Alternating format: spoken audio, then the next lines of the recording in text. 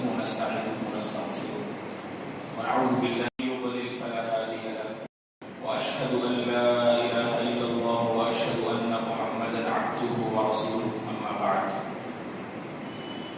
فأعوذ بالله من الشيطان الرجيم بسم الله الرحمن الرحيم يا أيها الذين آمنوا اتقوا الله حق تقاته ولا تموتن إلا وأنتم مسلمون يا أيها الناس اتقوا ربكم الذي خلقكم من نفس واحدة وخلق منها زوجها وبث منهما رجالا كثيرا ونساء واتقوا الله الذي تساءلون به والأرحام إن الله كان عليكم رقيبا يا أيها الذين آمنوا اتقوا الله وقولوا قولا سديدا يصلح لكم أعمالكم ويغفر لكم ذنوبكم ومن يطع الله ورسوله فقد فاز فوزا عظيما أما بعد فإن خير الحديث كتاب الله وخير الهدي هدي محمد صلى الله عليه وسلم وشر الأمور محدثاتها وكل محدثة بدعة وكل بدعة ضلالة وكل ضلالة في النار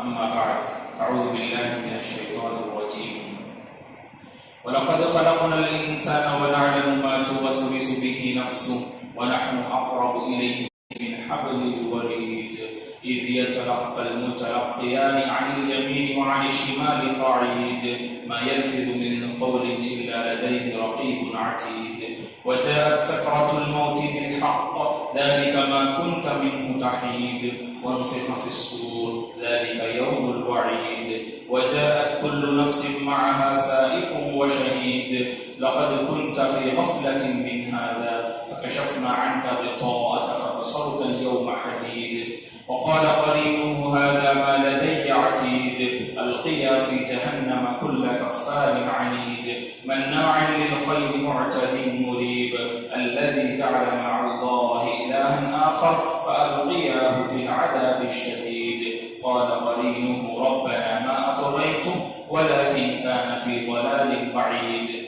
قال لا تختصموا لدي وقد قدمت إليكم بالوعيد ما يبدل القول لدي وما أنا بظلام للعبيد والعصر إن الإنسان لفي خسر إلا الذين آمنوا وعملوا الصالحات وتواصوا بالحق وتواصوا بالصبر. تمام تعریفیں بزرگی اور بڑائی اس اللہ وحدہ لا شریک کے لیے ہے جس نے اس ساری کائنات کو پیدا کیا. درود و سلامتی ہو اللہ کے پیارے حبیب صلی اللہ علیہ وسلم پر جنہوں نے اس دین کو بڑی ہی محنت اور مشقت کے ساتھ پہنچایا.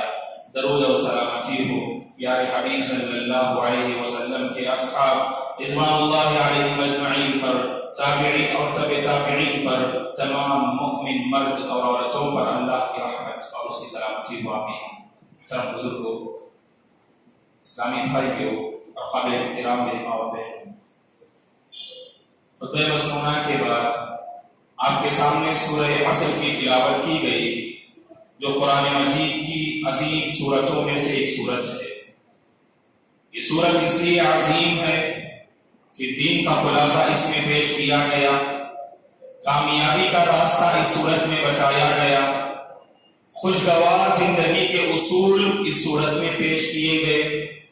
ایک مومن کی زندگی کیسے ہونی چاہیے اور ایک مومن زندگی کیسے بسر کرے تو اس سلسلے میں اللہ تبارک و تعالیٰ نے اس سورت میں رہنمائی کی ہے. اسی لیے امام شافعی رحمۃ اللہ علیہ نے اس سورت کے متعلق کہا، آپ کا وہ مشہور قول جو اس سورت کے متعلق ہے کہ آپ فرماتے ہیں لو ما انزل اللہ حجۃ علی خلقہ الا هذه السورۃ لکفتهم. لو ما انزل اللہ حجۃ علی خلقہ الا هذه السورۃ لکفتهم کہ اللہ تبارک و تعالی انسانیت صحیح راہ پانے کے لیے، انسانیت نجات پانے کے لیے، انسان جیسی زندگی بسر کرنے کے لیے اگر اللہ تبارک و تعالی اس ایک سورت کو نازل فرماتا تو کافی ہوتا انسانیت کی رہنمائی کے لیے. مطلب یہ ہے کہ قرآن مجید کا ایک عظیم ذخیرہ کہ اس میں سورہ عصر کی اس قدر اہمیت ہے کہ اگر انسانیت صحیح راہ پر پانا چاہتی ہے، کامیاب زندگی اگر گزارنا چاہتی ہے، تو گویا کہ اس صورت پر اگر عمل پیرا ہو جائے تو انسانیت کی کامیابی کے لیے کافی۔ اس کا یہ مطلب نہیں کہ قرآن مجید کی جو بقیہ آیتیں، قرآن مجید کی جو بقیہ صورتیں ہیں ان کی کوئی ضرورت نہیں، بلکہ امام شافعی رحمۃ اللہ علیہ، جیسا کہ امام ابن قیم رحمۃ اللہ علیہ فرماتے ہیں کہ اس کی اہمیت اور اس کے اندر جو عظیم مضامین بیان کیے گئے ہیں، تو اس کی اہمیت کو بتانے کے لیے امام شافعی رحمۃ اللہ علیہ نے کہا کہ اگر اللہ تبارک و تعالیٰ صرف اس ایک سورت کو نازل کرتا تو انسانیت کی ہدایت کے لیے کافی ہے۔ یہ عظیم سورت ہے۔ اللہ تبارک و تعالیٰ نے سورت کی ابتدا میں کہا کہ والعصر، زمانے کی قسم، عصر کی قسم، تو اس سے پتا چلا کہ انسان کو وقت کی قدر کرنی چاہیے، زمانے کو غنیمت جاننا چاہیے، اور زندگی کی انسان کو قدر کرنی چاہیے، اس لیے کہ اللہ تبارک و تعالیٰ زمانے کی قسم کھا رہے ہیں۔ اور مفسرین نے کہا کہ قرآن مجید میں اللہ تبارک و تعالیٰ جہاں کہیں قسم کھاتا ہے تو دو چیزیں اس سے معلوم ہوتی ہیں اور دو باتیں سمجھ میں آتی ہیں، اور یہ اللہ تبارک و تعالیٰ کی ذات ہے۔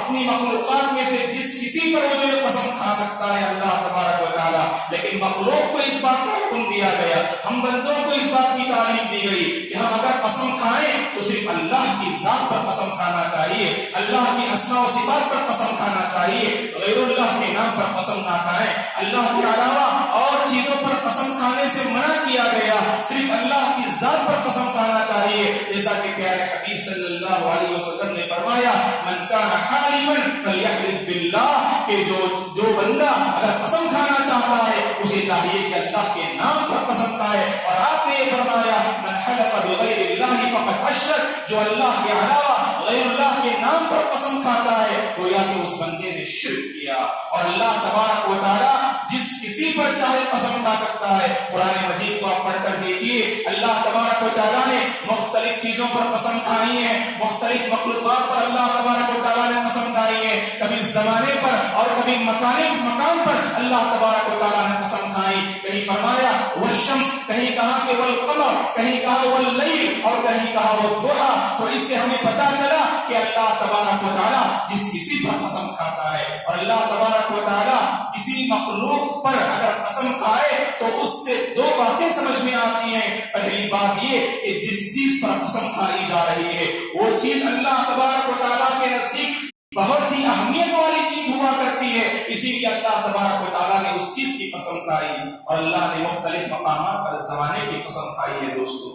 کہیں کہا والفجر، قسم ہے فجر کے وقت کی، کہیں کہا والضحیٰ، قسم ہے چاشت کے وقت کی، کہیں کہا والنہار، قسم ہے دن کی، تو کہیں کہا والعصر، قسم ہے عصر کے وقت کی، تو کہیں کہا واللیل، قسم ہے رات کی۔ تو اس سے ہمیں پتا چلا زمانے پر اللہ تعالیٰ قسم کھاتے ہیں تو مطلب یہ ہے کہ زمانے کی اللہ کے پاس قدر و منزلت ہے، وقت کی اللہ تعالیٰ کے پاس قدر و منزلت ہے، اسی لیے اللہ تعالیٰ نے زمانے پر قسم کھائی ہے۔ تو اسی لیے ہم بندوں کو چاہیے کہ زمانے کی قدر و قیمت کو جانیں۔ اور دوسری بات جو سمجھ میں آتی ہے وہ یہ کہ قسم کے بعد جو بات بتائی جاتی ہے، قسم کے بعد جو بات بتائی جاتی ہے وہ بہت ہی اہمیت والی بات ہوا کرتی ہے اللہ تبارک و تعالیٰ کے پاس، اسی لیے پروردگار قسم کھاتے ہیں۔ اس زمانے کی قسم سے مراد زمانے کی قدر جاننا بہت ضروری ہے دوستو، خاص کر آج کے اس زمانے میں ہم دیکھ رہے ہیں کہ کس قدر زمانہ تیزی سے گزر رہا ہے۔ یہ تقارب زمان، یہ زمانے کی تیزی، زمانے کی قربت، یہ قیامت کی نشانیوں میں سے ایک نشانی ہے۔ پیارے حبیب صلی اللہ علیہ وسلم نے فرمایا، راوی حدیث ابو ہریرہ عبد الرحمن بن صخر الدوسی رضی اللہ عنہ ہے، صحیح بخاری کی روایت ہے، اللہ کے رسول صلی اللہ علیہ وسلم نے فرمایا لا تقوم الساعة حتى يقبض العلم وتكثر الزلازل ويتقارب الزمان۔ اللہ کے رسول صلی اللہ علیہ وسلم فرماتے ہیں قیامت اس وقت تک قائم نہیں ہوگی جب تک کہ علم کو اٹھا نہ لیا جائے، جب تک کہ علم کو اٹھا نہ لیا جائے۔ اور دوسری نشانی آپ نے یہ بتائی کہ قیامت کے قریب زلزلے زیادہ ہوں گے، ہر جگہ زلزلے زیادہ ہوں گے، اور آپ نے تیسری نشانی یہ بتائی کہ قیامت کے قریب زمانہ بڑی تیزی سے گزرنے لگے گا، زمانہ بڑی تیزی سے گزرنے لگے گا۔ اور آج ہم اسے محسوس محسوس کرتے ہیں دوستو. دنیا کا ہر مسلمان اس بات کو محسوس کرتا ہے کہ زمانہ کس قدر تیزی سے گزر رہا ہے کہ ابھی ہم رمضان کا استقبال کر رہے تھے, رمضان کی گھڑیوں کا ہم انتظار کر رہے تھے, رمضان کی عظیم ساعتوں کا ہم انتظار کر رہے تھے. دیکھتے ہی دیکھتے رمضان کا مہینہ ہم سے رخصت ہوا, رمضان کی عظیم ساعتیں ہم سے رخصت ہوئی. یہ ہر انسان اسے محسوس کرتا ہے دوستو. دنیا کا ہر مسلمان اپنے دل میں سے محسوس کرتا ہے, اور بہت سارے لوگ اپنی زبان سے کہتے ہیں رمضان تو ابھی آیا, اور گویا کہ کس قدر تیزی کے ساتھ پلک جھپکنے کے برابر یہ رمضان کا مہینہ ہم سے رخصت ہو چکا. یہ ہر ذی شعور اس بات کو محسوس کرتا ہے. تو اس سے ہمیں پتا چلا اس زمانے کی یہ تیزی اور زمانے کی یہ رفتار اور وقت کا اس قدر تیزی سے گزرنا یہ قیامت کی نشانیوں میں سے ایک نشانی ہے. تو ہمیں چاہیے کہ زندگی کی قدر و قیمت کو سمجھیں اور زندگی کو اللہ کی بندگی میں تحویل کرنے کی کوشش کریں, اور یاد رکھیں یہ قیامت کی نشانیوں میں سے ایک نشانی ہے کہ اس قدر زمانے کا تیزی سے گزرنا. مسند احمد کی صحیح روایت ہے, ابو ہریرہ رضی اللہ عنہ اس حدیث کے راوی ہیں, اللہ کے رسول صلی اللہ علیہ وسلم نے فرمایا کہ زمانہ کیسے تیزی سے گزرے گا. لا تقوم الساعة حتى يتقارب الزمان فتكون السنة كالشهر ويكون الشهر كالجمعة وتكون الجمعة كاليوم ويكون اليوم كالساعة. آپ صلی اللہ علیہ وسلم نے زمانے کی تیزی کو بتاتے ہوئے کہا کہ قیامت اس وقت تک قائم نہیں ہوگی جب تک کہ زمانہ تیزی سے نہ گزرنے لگے. اور زمانہ کیسے تیزی سے گزرے گا اور وقت کی رفتار کیسے ہوگی, وقت میں تیزی کیسے ہوگی, آپ نے اس کی وضاحت کرتے ہوئے فرمایا کہ سال مہینے کے برابر اور مہینے ہفتے کے برابر اور ہفتے دن کے برابر اور دن گھنٹوں کے برابر اور گھنٹے سیکنڈوں کے برابر گزرنے لگیں گے. آج ہم دیکھتے ہیں مہینہ کس قدر ہفتے کے برابر تیزی سے گزر رہا ہے, اور ہفتے کیسے دن کے برابر تیزی سے گزر رہے ہیں, اور دن گھنٹوں کے برابر کیسے تیزی سے گزر رہا ہے. یہ ہم میں سے ہر ذی شعور سے محسوس کر رہا ہے دوستو. تو اس سے ہمیں پتا چلا کہ وقت کی قدر کریں. یہ زندگی اللہ تبارک و تعالیٰ کی ایک امانت ہے. اس زندگی کو جہاں تک ہو سکے اس کی بندگی میں تبدیل کرنے کی کوشش کرنی چاہیے. اسی لیے اللہ تبارک و تعالیٰ نے اس سورت کے ابتدا میں وقت کی قسم کھائی تاکہ بندے پہچان لیں کہ وقت کی اللہ کے پاس قدر و منزلت ہے, تو ہمارے پاس بھی اس وقت کی قدر و منزلت ہونی چاہیے. اور اس کے بعد کہا کہ ان الانسان لفی خسر, بے شک انسانیت خسارے میں ہے. انسان سمجھتا ہے اگر دنیا کی دولت اگر حاصل کر لے, دنیا کی جائیداد اگر وہ پالے تو سمجھتا ہے کہ ہم نے کچھ حاصل کر لیا. لیکن اللہ تبارک و تعالیٰ اس آیت میں کہتے ہیں یہ پوری انسانیت نقصان میں ہے, گھاٹے میں ہے, خسارے میں ہے. وہ بندے جو گھاٹے سے باہر ہیں یعنی جو فائدے میں ہیں, جو ایسا سودا کرا رہے ہیں جو کہ اللہ تبارک و تعالیٰ کے پاس فائدہ مند ہے اور سود مند ہے, یہ کون لوگ ہیں. اس کے بعد اللہ تبارک و تعالیٰ نے 4 اوصاف کا ذکر کیا. تو ہم میں سے ہر ایک کو اس سورت کی روشنی میں اپنی زندگی کا جائزہ لینا چاہیے کہ 4 اوصاف کیا ہماری زندگی میں پائے جاتے ہیں کہ یا نہیں پائے جاتے ہیں. اگر پائے جاتے ہیں تو اللہ کا شکر بجا لائیں اور اس پر مرتے دم تک تباہ قدمی کا جو اظہار کریں. اگر ہمارے اندر ان 4 اوصاف میں سے کسی وصف میں اگر کمی نظر آئے تو ہمیں چاہیے کہ اپنی اصلاح کی کوشش کریں. سب سے پہلے اللہ تبارک و تعالیٰ نے کہا وہ کون لوگ ہیں جو فائدے میں ہیں, جن کی زندگی نقصان سے باہر ہے, نقصان سے ہٹ کر ہے. سب سے پہلے اللہ تبارک و تعالیٰ نے کہا الا الذین آمنوا, وہ لوگ جو ایمان لائے. ایمان سب سے عظیم دولت ہے دوستو, ایمان سب سے عظیم دولت ہے. اس دنیا کی نعمتوں کا اگر ایمان سے مقابلہ کیا جائے تو ساری نعمتیں ہیش نظر آئیں گی اور معمولی نظر آئیں گی اس نعمت ایمان کے مقابلے میں. اس نعمت ایمان سے جو سرفراز ہے گویا کہ اللہ کی سب سے بڑی رحمت ان بندوں پر ہے جنہیں اللہ تبارک و تعالیٰ نے راہ ہدایت سے نوازا, صراط مستقیم سے نوازا, نعمت اسلام سے نوازا. تو یہ ایمان یہ سب سے بڑی نعمت ہے جو اللہ تبارک و تعالیٰ نے ہمیں عطا کیا ہے. ہم نے اللہ سے نہیں مانگا, ہم نے اللہ سے ایمان کو نہیں مانگا, بن مانگے اللہ تعالیٰ نے ہمیں یہ ایمان عطا کیا ہے. تو اس ایمان کی قدر جاننے کی ضرورت ہے. اس ایمان پر مرتے دم تک ثابت قدم رہنے کی ضرورت ہے. جیسا کہ اللہ کے رسول صلی اللہ علیہ وسلم صحابہ اکرام سے فرماتے تھے کہ وَإِن قُتِلْتَ وَإِنْ حُرِّقْتَ, اگر تمہیں قتل کر دیا جائے, اگر تمہیں جلا بھی دیا جائے, لیکن کبھی ایمان کا سودا نہ کرنا, کبھی ایمان سے باز نہ آنا, ہمیشہ ایمان پر ڈٹ کر رہنا, ہمیشہ ایمان پر ثابت قدم رہنا. یہ اللہ کے رسول صلی اللہ علیہ وسلم صحابہ اکرام رضوان اللہ علیہ اجمعین کو تعلیم دیا کرتے تھے کہ اگر تمہیں قتل کیا جائے, اگر تمہیں چلا بھی دیا جائے, لیکن کبھی دنیا کے مقابلے میں آخرت کا سودا نہ کرنا، کبھی کفر کے مقابلے میں ایمان کا سودا نہ کرنا، بلکہ ہمیشہ ایمان پر ثابت قدم رہنے کی کوشش کرنی چاہیے۔ آج کے اس پرفتن دور میں جب انسان گھر سے باہر نکلتا ہے تو فتنے اس کا استقبال کرتے ہیں دوستو۔ تو آج کے اس زمانے میں ہم میں سے ہر ایک مسلمان کو اپنے ایمان کی حفاظت کرنے کی ضرورت ہے، اپنے ایمان کی حفاظت کی اللہ سے مطالبہ کرنے کی ضرورت ہے۔ پیارے حبیب صلی اللہ علیہ وسلم اور صحابہ اکرام اور انبیاء اکرام علیہ السلام کی زندگی کو پڑھ کر دیکھیں، آپ کو پتا چلے گا انہوں نے ایمان کی کیسی حفاظت کی، اور اس ایمان کی حفاظت کی خاطر وہ اللہ سے کیسی دعائیں کرتے تھے۔ یہ اللہ کے رسول صلی اللہ علیہ وسلم ہے جو اللہ سے مانگتے ہیں، یا مقلب القلوب یا مقلب القلوب ثبت قلبی علی دینک، اے دلوں کے پھیرنے والے، اے دلوں کو بدلنے والے، تو میرے دل کو تیرے دین پر ثابت قدم رکھ۔ وقت کے نبی رحمت للعالمین سید المرسلین کا حال دیکھیے، اللہ کے پاس کیا مانگ رہے ہیں؟ ایمان پر ثابت قدم رہنے کی دعا اللہ تعالیٰ سے کر رہے ہیں۔ اور وقت کے جلیل القدر پیغمبر ابراہیم علیہ السلام اللہ تبارک و تعالیٰ سے کیا مانگتے ہیں؟ وَجُنُبْنِي وَبَنِيَّ أَن نَّعْبُدَ الْأَصْنَامَ وَجُنُبْنِي وَبَنِيَّ أَن نَّعْبُدَ الْأَصْنَامَ، اے پروردگار تو مجھے اور میری اولاد کو بتوں کی پرستش سے بچا، بتوں کی عبادت سے بچا۔ ایسے جلیل القدر پیغمبر جن کے بارے میں خود رب کائنات نے گواہی دی وہ دین حنیف پر قائم ہے، انہوں نے کبھی زندگی میں شرک نہ کیا، وہ توحید پر قائم ہے، وہ صحیح دین پر قائم ہے۔ ایسے جلیل القدر پیغمبر اللہ سے مانگتے ہیں تو کیا مانگتے ہیں؟ ایمان پر ثابت قدمی کا مطالبہ کر رہے ہیں۔ اے پروردگار تو مجھے اور میری اولاد کو، تو مجھے اور میری نسل کو بتوں کی پرستش سے بچا۔ دوستو ہم میں سے ہر ایک کو تھوڑا سوچنا چاہیے، کیا کبھی ہم نے اللہ سے اس قسم کی دعائیں کی ہیں؟ ہم تو دنیا کے لیے بہت کچھ مانگتے ہیں اور مانگنا بھی چاہیے، اللہ نے ہمیں مانگنا سکھایا ہے۔ اور بنا آتینا فی الدنیا حسنہ، دنیا کے لیے بھی مانگے، اپنے بیوی بچوں کے لیے بھی مانگے اور تجارت کے لیے بھی مانگے، لیکن یاد رکھیں آخرت کو نہ بھولیں۔ اپنے ایمان میں ثبات قدمی کا مطالبہ کرنے سے گویا کہ ہم جو نہیں بولنا چاہیے، وقت کے نبی اللہ سے مانگ رہے ہیں، اے پروردگار تو مجھے بتوں کی عبادت سے بچا۔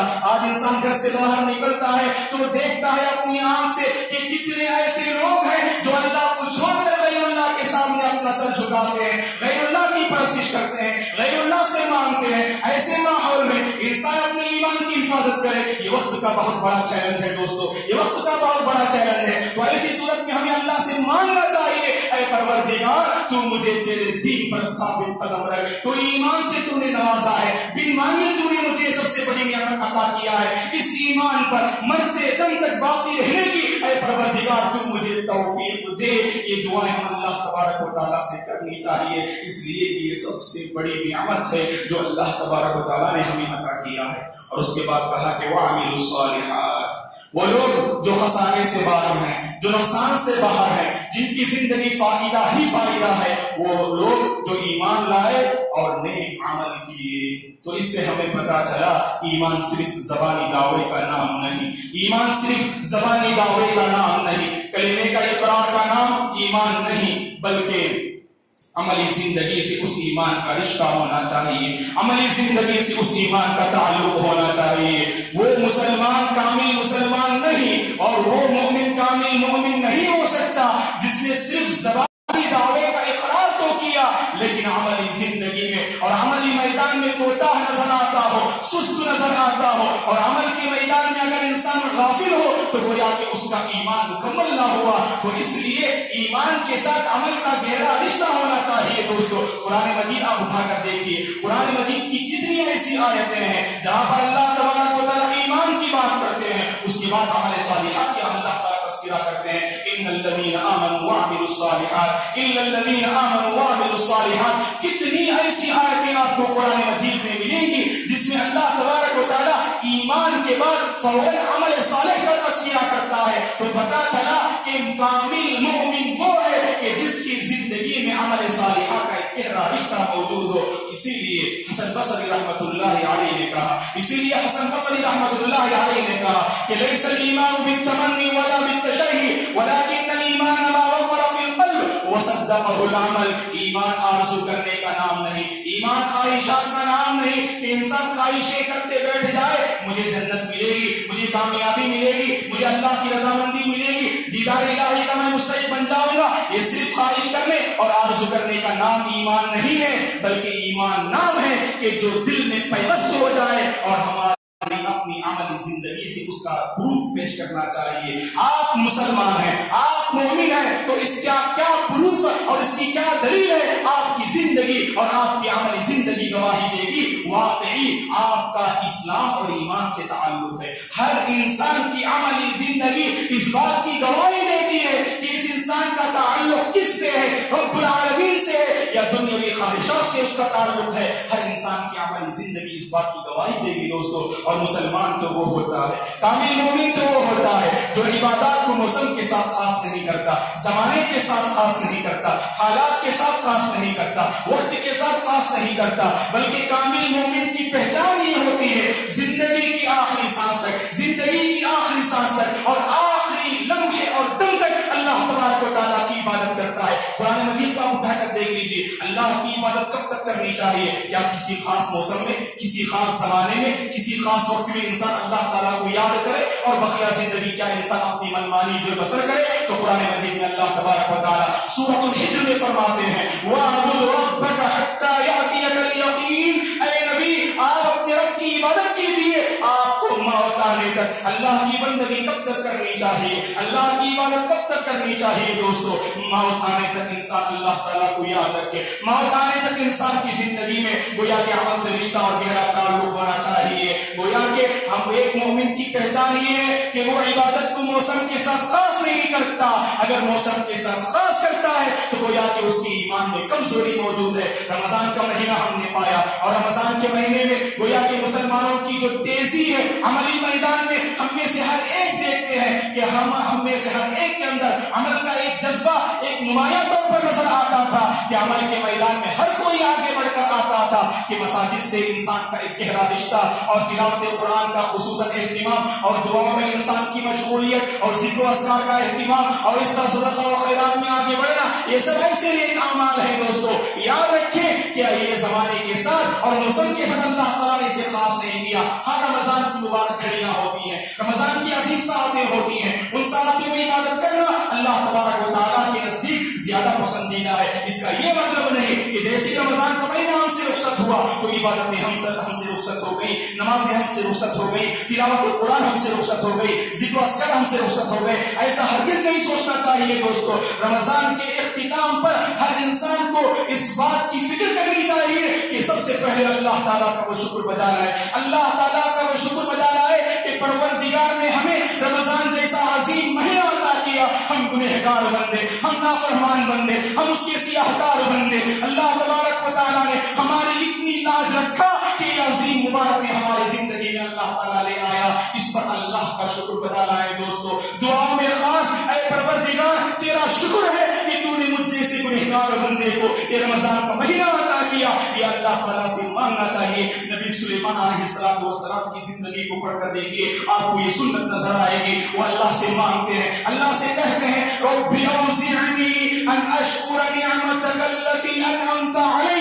اے پروردگار تو مجھے توفیق دے کہ میں ان نعمتوں کا شکر بجا لاؤں جو تو نے مجھ پر اور میرے والدین پر انعام کیا ہے۔ تو پتا چلا رمضان کا مہینہ پانا یہ اللہ تعالیٰ کی ایک بہت بڑی نعمت ہے، اس کا شکر بجا لانا چاہیے دوستو۔ یہ سنت ہے، انسان اپنی دعاؤں میں اللہ تعالیٰ کا شکر بجا لائے۔ اے پروردگار تیرا لاکھ لاکھ شکر ہے، لک الحمد۔ اے پروردگار تیرے ہی لیے ساری تعریفیں لائق و زیبا ہیں، اللہ تعالیٰ کا شکر بجا لانا چاہیے۔ اے پروردگار تو مجھے توفیق دے کہ میں تیری ان نعمتوں کا شکر بجا لاؤں جو تو نے مجھ پر انعام کیا ہے۔ تو رمضان کی مبارک گھڑیاں ہم نے پائی ہیں تو گویا کہ اللہ تبارک و تعالیٰ کا یہ ہم پر خاص کرم تھا، تو اسی لیے اللہ کا شکر بجا لانا چاہیے اور اللہ سے مانگنا چاہیے کہ اے پروردگار رمضان میں جیسے تجھ سے ڈر کر تیری نمازوں کی میں نے پابندی کی، تیرے قرآن کی میں نے تلاوت کی اور تیرے راہ میں نے زیادہ سے زیادہ خرچ کیا، اے پروردگار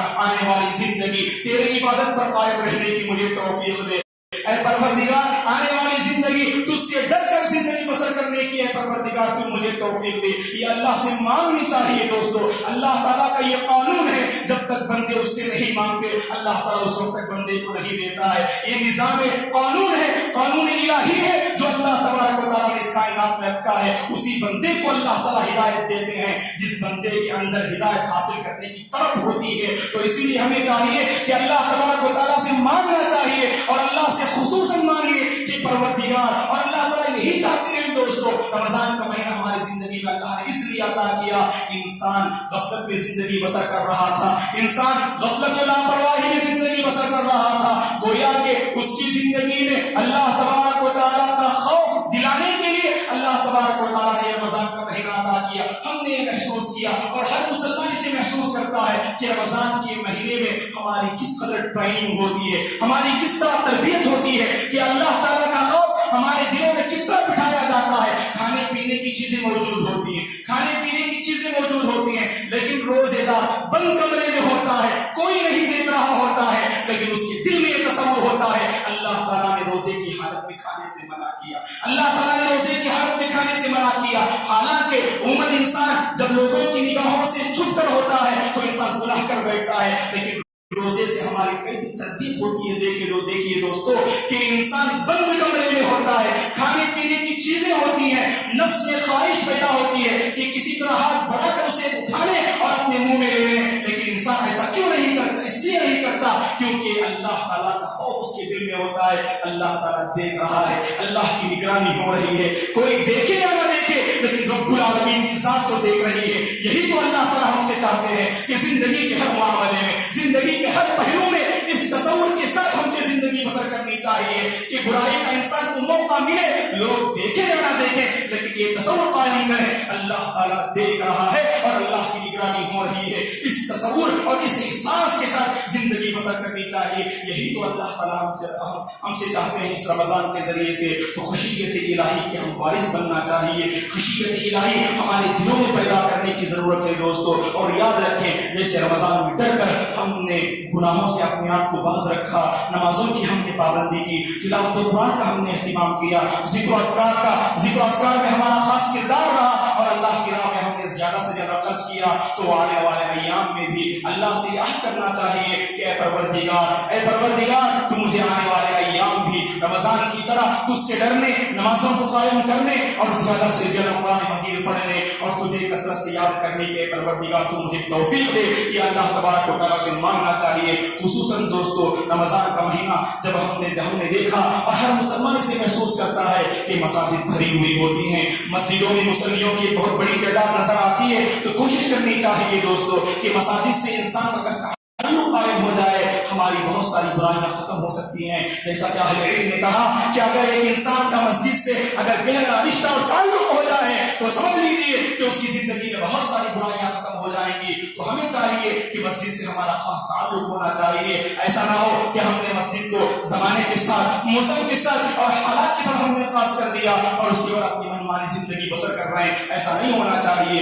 علامہ اقبال کی زبانی اگر میں کہوں کہ مسجد تو بنا دی شب بھر میں ایمان کی حرارت والوں نے, مسجد تو بنا دی شب بھر میں ایمان کی حرارت والوں نے, من اپنا پرانا پاپی ہے برسوں سے نمازی بن نہ سکا. ہمارا ایسا حال نہ ہونا چاہیے. گفتار کے ساتھ کردار کے غازی بننے کی ضرورت ہے. ہم بہت ساری باتیں جانتے ہیں اور رمضان میں بہت ساری نصیحتیں ہم نے سنی, اور دین کا ایک تو عظیم تحفہ ہم نے رمضان میں حاصل کیا مختلف بیانات اور مختلف پروگرام میں شرکت کر کے. تو کوشش کریں دوستو آنے والی زندگی بھی اللہ تبارک و تعالیٰ سے ڈر کر بسر کرنے کی کوشش کرنی چاہیے. اور خصوصاً جب عید کا دن ہوتا ہے تو انسان اللہ تعالیٰ کو نہیں بھولتا ہے. یہی تو ہوتا ہے دوستو ایک مومن کی پہچان کہ وہ کسی بھی حال میں اللہ تعالیٰ کو نہیں بھولتا. جیسے مصیبت کے موقع پر, پریشانی کے موقع پر وہ اللہ کو یاد کرتا ہے, تو خوشی کے موقع پر بھی وہ اللہ کو یاد کرتا ہے اور کہتا ہے یہ جو خوشی مجھے حاصل ہوئی ہے یہ رب العالمین کی کرم فرمائی ہے, یہ اسی کا فضل ہے, یہ اسی کی نعمت ہے. اسی لیے قرآن مجید میں اللہ تبارک و تعالیٰ نے کہا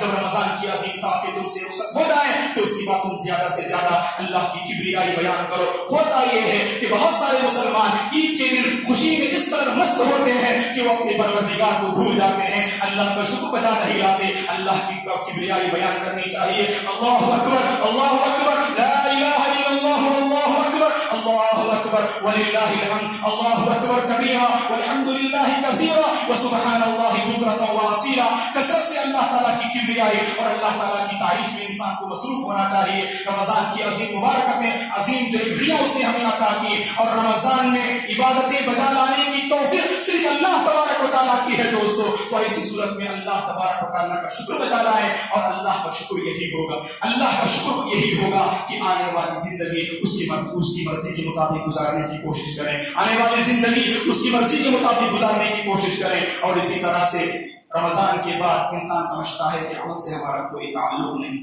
اسی لیے اللہ کے رسول صلی اللہ علیہ وسلم نے اپنی امت کو شوال کے 6 روزے رکھنے کا حکم دیا ہے۔ من صام رمضان ثم اتبعه ستا من شوال كان كصيام الدهر، یہ اللہ کے رسول صلی اللہ علیہ وسلم نے فرمایا جو بندہ رمضان کے روزے رکھتا ہے اور رمضان کے بعد شوال کے 6 روزے رکھے تو اس نے زمانے بھر، ایک اور روایت میں 1 سال روزہ رکھنے سے انسان کو جس طرح ثواب ملے گا، اس رمضان کے بعد شوال کے 6 روزے رکھنے سے اللہ تعالیٰ ثواب عطا کرتے ہیں۔ محدثین نے اس حدیث کی شرح کرتے ہوئے فرمایا اس سے 2 باتیں سمجھ میں آتی ہیں۔ رمضان کے بعد شوال کے 6 روزے اللہ نے رکھنے کا کیوں حکم دیا؟ پہلی وجہ یہ ہے کہ رمضان کے روزے انسان پر فرض ہیں اور شوال کے روزے انسان پر سنت یعنی مسنون ہیں۔ رمضان کے روزوں میں ہم سے جو غفلت ہوئی دوستو، جو کوتاہی ہوئی، اور روزے کی حالت میں ہم سے جو کچھ نافرمانیوں کے کام سرزد ہوئے، ان کی تلافی کے لیے، ان کی تدارک کے لیے، ان گناہوں کو دور کرنے کے لیے اللہ تعالیٰ نے ان روزوں کا حکم دیا تاکہ سنت والے روزے اگر ہم رکھیں تو فرض روزوں میں جو ہم سے کوتاہی ہوئی اللہ تعالیٰ اس کوتاہی کو دور فرما دیں گے۔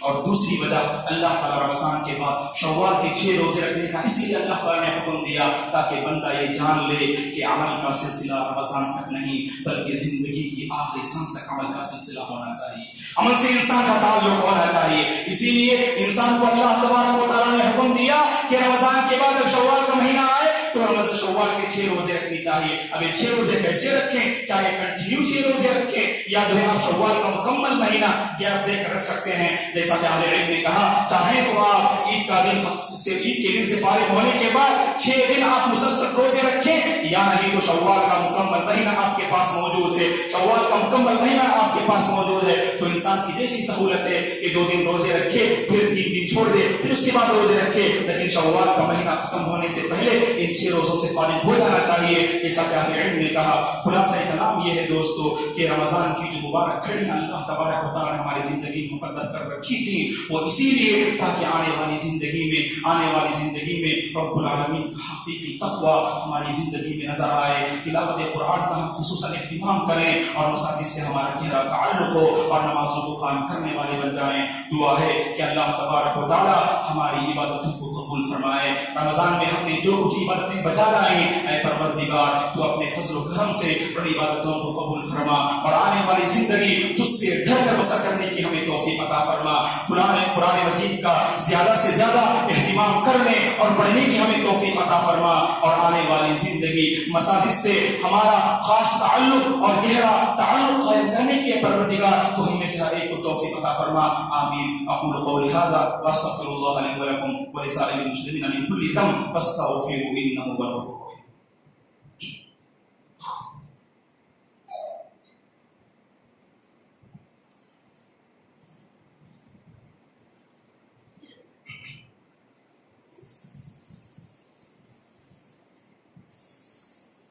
إن الحمد لله نحمده ونستعينه ونستغفره ونعوذ بالله من شرور أنفسنا ومن سيئات أعمالنا من يهده الله فلا مضل له ومن يضلل فلا هادي له وأشهد أن لا إله إلا الله وأشهد أن محمدا عبده ورسوله أما بعد أعوذ بالله من الشيطان الرجيم بسم الله الرحمن الرحيم إن الله وملائكته يصلون على النبي يا أيها الذين آمنوا صلوا عليه وسلموا تسليما اللهم صل على محمد وعلى آل محمد كما صليت على إبراهيم وعلى آل إبراهيم إنك حميد مجيد اللهم بارك على محمد وعلى آل محمد كما باركت على إبراهيم وعلى آل إبراهيم إنك حميد مجيد اللهم أعز الإسلام والمسلمين وأذل الشرك والمشركين ربنا لا تزغ قلوبنا بعد إذ هديتنا وهب لنا من لدنك رحمة إنك أنت الوهاب اللهم آت نفوسنا تقواها وزكها أنت خير من زكاها أنت وليها